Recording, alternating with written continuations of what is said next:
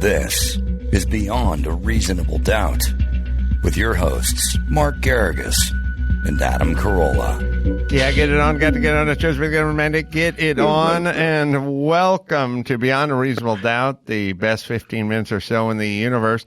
I'm Adam Carolla. It's Mark Garrigus in New York City, who may have a cocktail in front of him. I've got a little espresso. I'm in Miami, by the way. Oh, you're in Miami. Oh, there you go. What's cooking in Miami? Got a couple of deals down here. I'm kind of keeping tabs on the Jussie Smollett trial that my partner is doing in Chicago, which apparently I'm not supposed to talk about because there's an informal gag order. And as you know, I think about 25 times Reasonable Doubt podcast has been hammered by various judges across the country for violating these informal gag orders. Well, so we can't get into too many official particulars, but how's it going? Let's talk about one thing. Can we talk about one thing? Please. Jussie, as Dave Chappelle would call him, took the stand today. Do you hear that? I heard, but of course I've been mired in podcasting and sort of locked in the studio for a while. I've been watching it. I mean, I think this was his second day of testimony, and I would say that based on the reporting, he did okay yesterday for himself, and today he got very contentious with the cross-examination, and he did not come off looking so good. I did hear he was instructed to give some yes or no answers versus maybe things that involved a critique of the opposition. I'm hoping this case resolves by Thursday, because I have a lot to say about the proceedings, the bench officer, and the prosecutors in this case. What is the timeline on this case? Tomorrow is closings. So the Office of Special Prosecutor, very special prosecutor, OSP or OSVP, will be starting. Then Nanye will be, or Tina will be doing theirs. And then the Office of Special Prosecutor will be, they'll do the reply. Then the jury will decide. And hopefully, as soon as the jury's out, I can hardly wait to talk. Because Tina is there in Chicago, I don't want her remanded to custody, but God, do I have a lot to say about this case. I cannot wait to hear all the juicy morsels, but what is the possible exposure? What's the prosecution going for?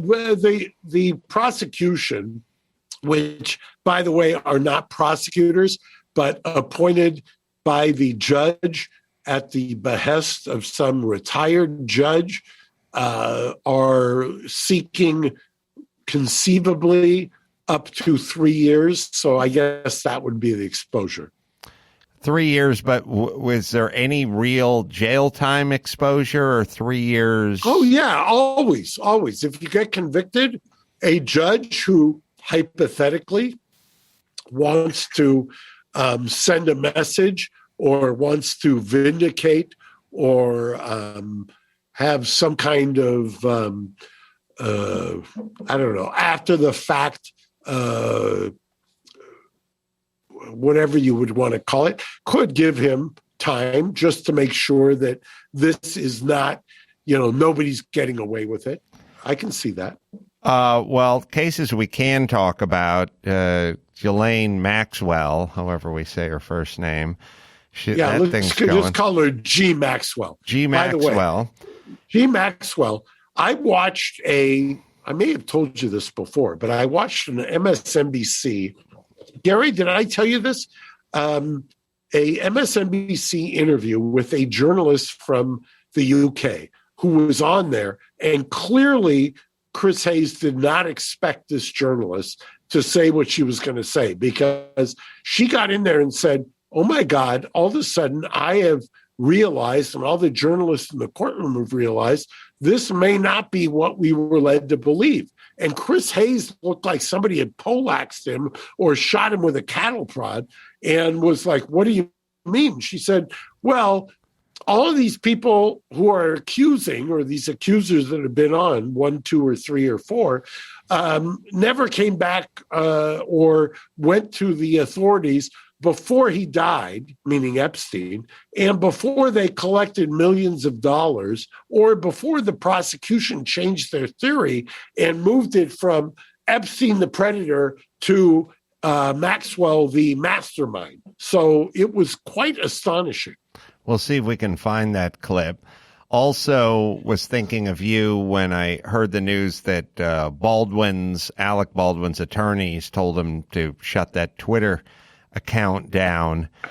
We talked, ad nauseum about folks giving interviews pre-trial when there was a lot of exposure, maybe adding more exposure through their words, which will always be used against them.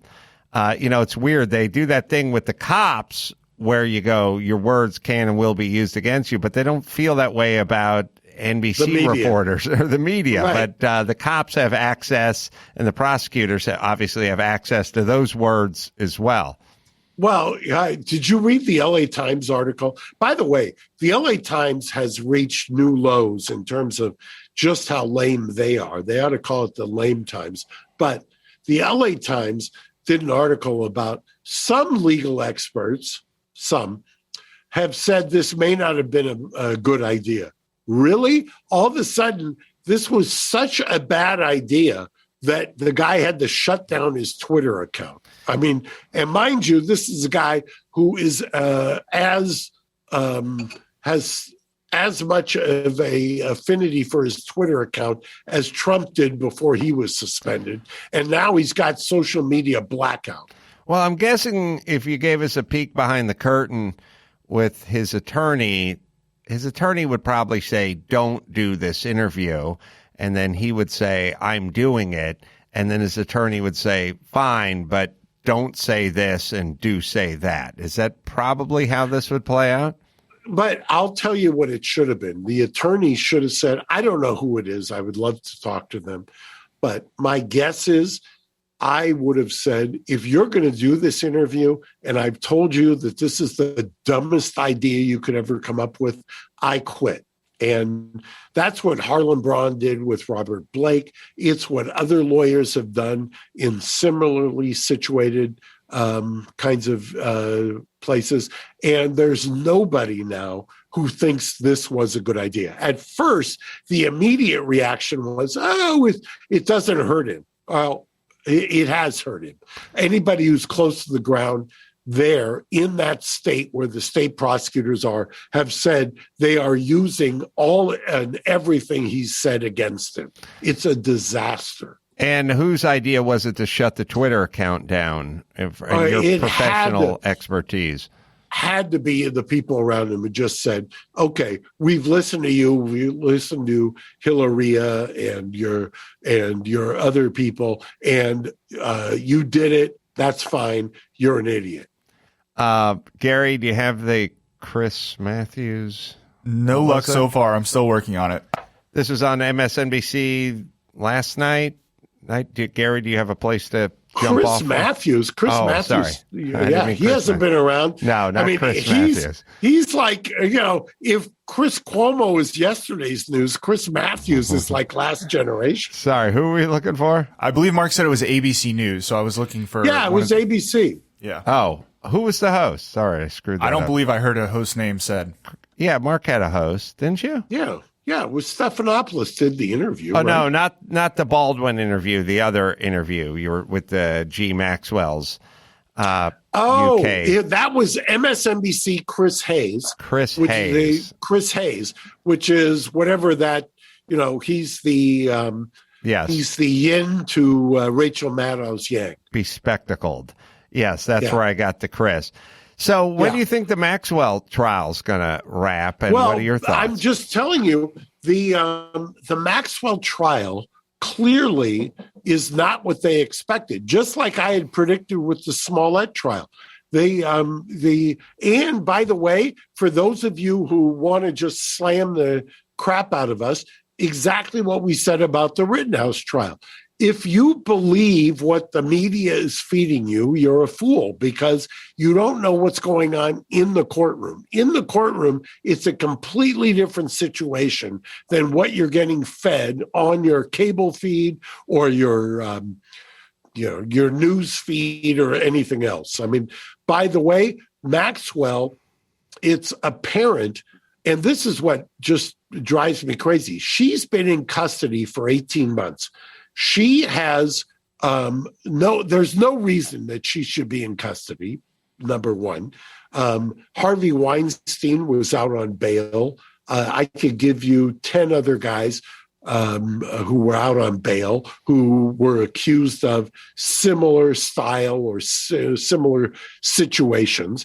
And it's now apparent that for 20 years, the cross-examination has revealed that the supposed accusers never laid a glove on her, never said she was the one responsible until after they collected millions of dollars and then they met the prosecutors.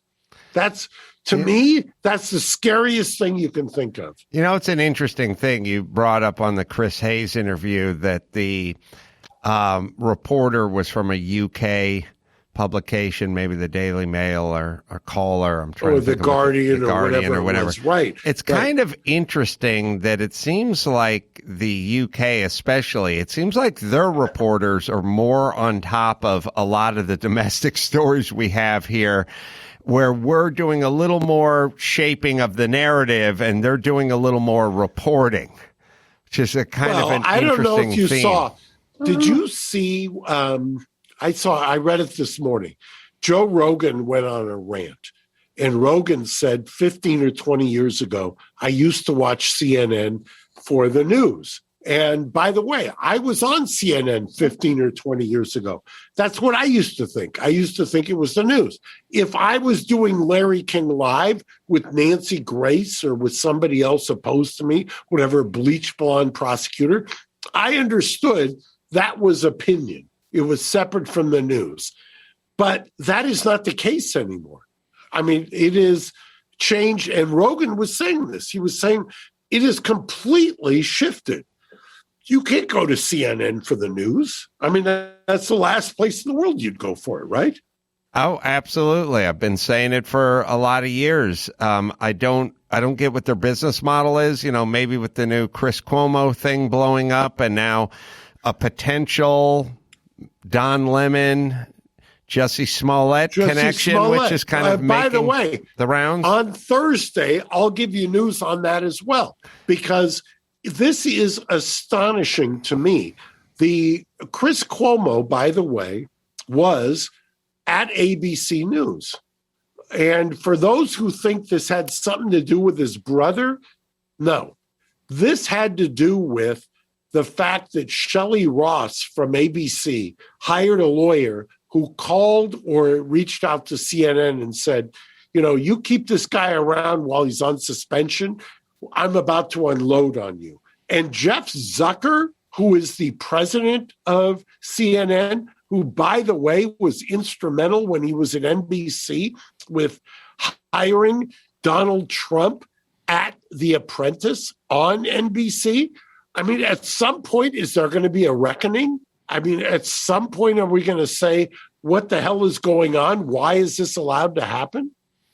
Well, you know, the thing about a brand is it's really hard to diminish or tarnish in 10 minutes, but in 10 years, you can do it. And I think CNN has been going down this road for a while. I think they got baited into this sort of Trump derangement syndrome. And instead of essentially reporting on the president's conduct, they just turned it into a crazed sort of gypsy witch hunt. And they took the bait. So they'd go, well, a source says he was at Arlington National Cemetery and he farted on the grave of the unknown soldier. And they would just run with it, you know.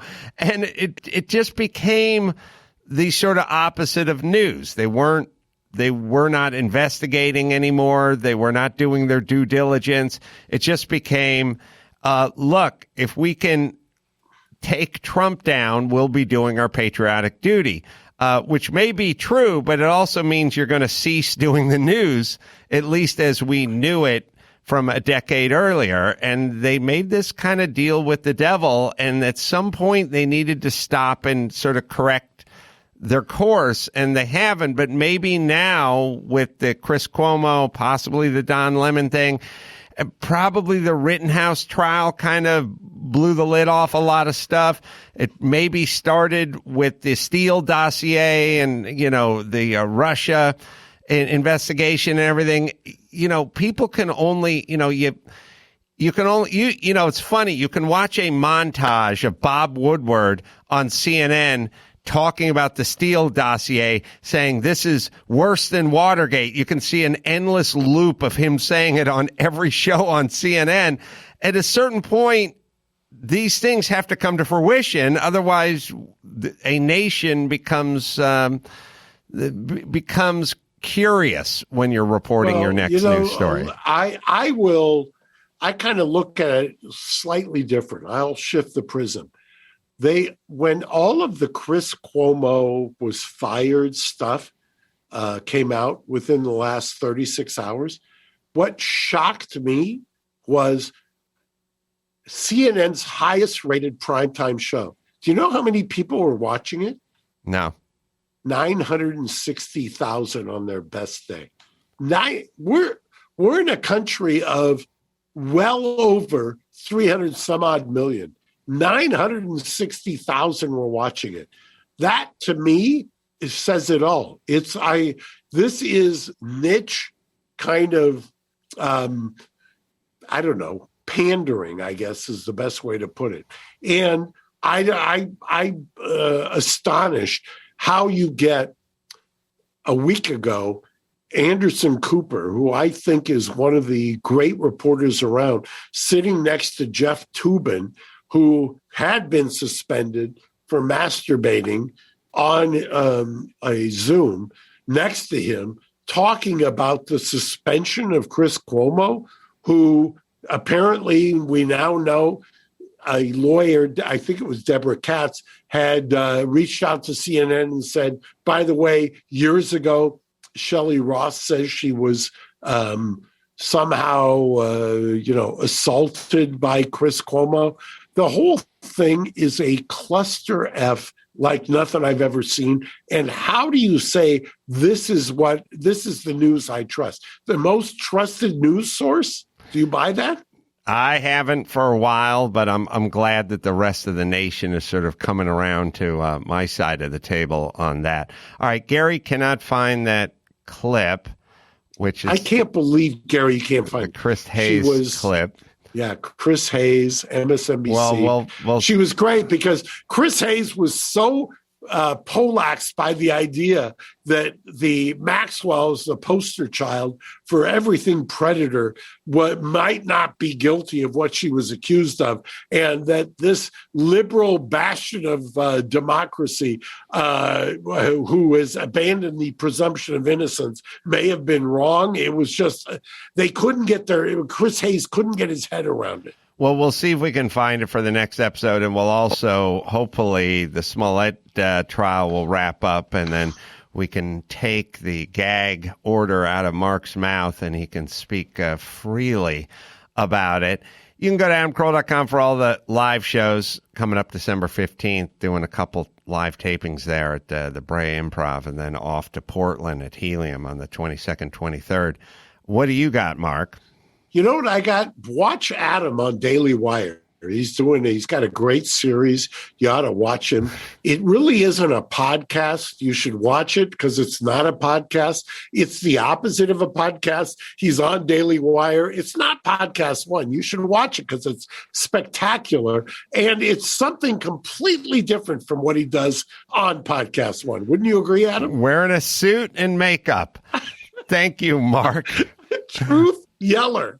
And until next time, I'm Crow for Mark Garagos saying mahalo. Thanks for listening to Beyond a Reasonable Doubt. Stay tuned for more bonus episodes coming soon.